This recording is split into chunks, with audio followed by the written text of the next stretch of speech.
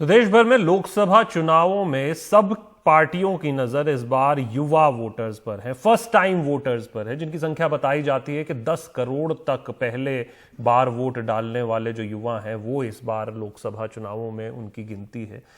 तो राजनीतिक माहौल काफी गर्म है और पार्टियां इन वोटर्स की तरफ देख रही हैं। उम्मीदें और फोकस दोनों पार्टियों का इन वोटर्स से है। अकोला में हमारे संवाददाता सौरभ ने यंग वोटर्स से ही बातचीत की और जानी कि चुनाव पर उनकी राय क्या है। बॉक्सिंग और राजनीति में कुछ चीजें बिल्कुल एक जैसे होते हैं और इस बार चुनाव के माहौल में बहुत सारे जो पार्टीज है वो यंग वोटर्स की तरफ देख रहे हैं। अकोला में हैं हम इस वक्त और अकोला में तापमान के साथ साथ राजनीतिक माहौल भी बहुत गर्म हो चुके हैं और इस वक्त हमारे साथ Shri RLT college of science में बहुत सारे यंग वोटर्स हैं जो हमारे साथ बात करेंगे। इस बार जब आप वोट करने जाते हो आप क्या देखते हो, क्या आपके मन में है? सर, पहली बात तो ये, जैसे भारत एक लोकतांत्रिक देश है तो ये ज़रूरी है कि भारत की सरकार चुनने में, सत्ता चुनने में लोगों का बड़े से बड़ा योगदान होना चाहिए।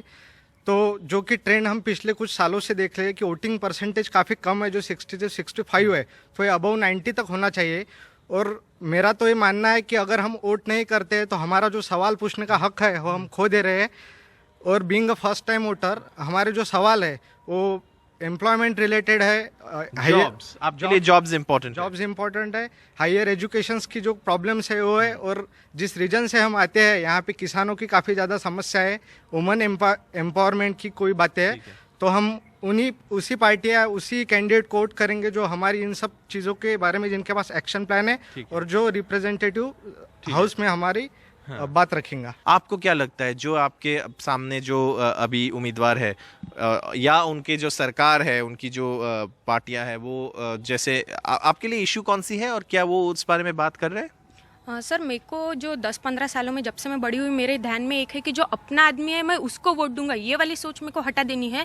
जो अपने लिए एक्शन लेगा, जो प्लान करेगा, जो कुछ अपने करियर के बारे में, फ्यूचर के बारे में, हमारे बारे में सोचेगा, यूथ के बारे में सोचेगा, अपने जवानों के बारे में सोचेगा, अपने पूरे भारत के बारे में सोचेगा, उसको ही हम वोट करेंगे। क्या ऐसी सोच है?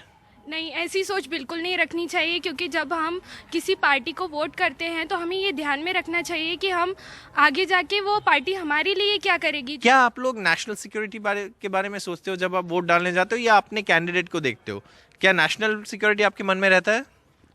सर, नेशनल सिक्योरिटी एक काफ़ी अहम मुद्दा है, लेकिन मुझे नहीं लगता इस मुद्दे को पॉलिटिसाइज करना चाहिए या किसी भी पॉलिटिकल पार्टी से जो कोई सत्ता है वो डायरेक्टली अपने डिफेंस सिस्टम से अटैच रहेंगी। लेकिन हम वोट उस आधार पे नहीं करते हैं। नेशनल सिक्योरिटी मुद्दा है। और रही बात न्याय और ये स्कीम की, तो ये स्कीम अच्छी है सर, लेकिन इससे पहले भी 80 के दशक में इंदिरा गांधी जी ने गरीबी हटाओ का नारा दिया था, लेकिन ज़मीन लेवल पे क्या इम्प्लीमेंटेशन हो रहा है, ये सब चीज़ें हमारे लिए ज़रूरी है। इससे पहले भी हम 15 लाख वाला जुमला झेल चुके हैं। 56 इंच की छाती दिखाते हैं, उस टाइम पर क्यों नहीं लाया?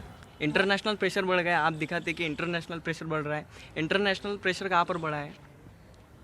आप कहते कि डिमोनेटाइजेशन बढ़ गया है, डिमोनेटाइजेशन की वजह से अपना देश में आतंकी हल्ले कम हो गए। कहाँ पर कम हो गए? आप दिखाइए मेरे को, कहाँ पर कम हो गए? सर, दूसरे कंट्रीज़ का सपोर्ट अपने को मिल रहा है। जहाँ पे अपना लीडर स्ट्रांग होगा तो दूसरी कंट्री भी अपने को सपोर्ट करेगी। जैसे इजराइल हो गया, अमेरिका हो गया, जापान, सब इंडिया के साथ खड़े हैं ऐसे दहशतवादी मुद्दों पे। वो तो 14 ठीक है, ये एक डिबेटेबल टॉपिक है। ज़रूर ये पता चलता है कि इसमें नेशनल सिक्योरिटी आपके मन में तो है, क्या उसके विषय के ऊपर आप वोट करते हो कि नहीं, वो डिबेटेबल है। अच्छा, एक और सवाल है जो है व्हाट्सएप। कितने लोग हैं यहाँ पे जितने लोग सोशल मीडिया पे विश्वास करते हो? नहीं, हम तो बिल्कुल नहीं करते हैं। क्यों नहीं करते हो? नहीं, वो सारे ज़्यादातर तो फेक ही रहते हैं। उस पर विश्वास करना मतलब गलती करना है। हम तो फॉरवर्ड भी नहीं करते वैसे मैसेजेस को। क्या आप विश्वास करते हो व्हाट्सएप पे? No sir. क्यों? सर, वो फेक ही रहते ना, अपन ने देखना चाहिए वो असल में हो रहा है या नहीं हो रहा है। पर पता है सर, होता ही नहीं है वैसा, वो सब फेक रहते हैं। एक मुद्दा जो इस चुनाव में जरूर है वो है माइनॉरिटीज। क्या आपको लगता है इस इशू में क्या है? क्या दोनों पार्टी इस इशू पे सही बात कर रहे हैं? क्या हो रहा है? जी, मुझे इन दोनों ही जो नेशनलाइज प्रमुख पार्टियाँ हैं उनकी भूमिका इन सब चीज़ों में स्पष्ट दिखाई नहीं देती, क्योंकि ज़्यादातर जो मॉब लिंचिंग की घटना है उसके जो विक्टिम्स है वो माइनॉरिटीज़ से है, बीफ वगैरह जो कोई मुद्दे इन सब चीज़ों से है। और ना ही माइनॉरिटीज़ को काफ़ी अच्छा रिप्रेजेंटेशन मिल पा रहा है। तो ये इशू बना हुआ है और इसको रिजॉल्व करने में मैनिफेस्टो में दोनों पॉलिटिकल पार्टी के कोई अच्छी ऐसी चीज़ हमें दिखाई नहीं देती। इनके मन में अभी भी बहुत सारे सवाल है, कुछ मुद्दा ऐसा भी है जो दोनों राजनीतिक दल ने ठीक से एड्रेस नहीं किया है, जो इनके लिए सबसे अहम है।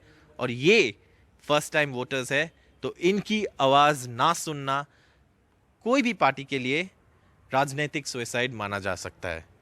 कैमरा पर्सन संजय मंडल के साथ अकोला से सौरभ गुप्ता, NDTV इंडिया।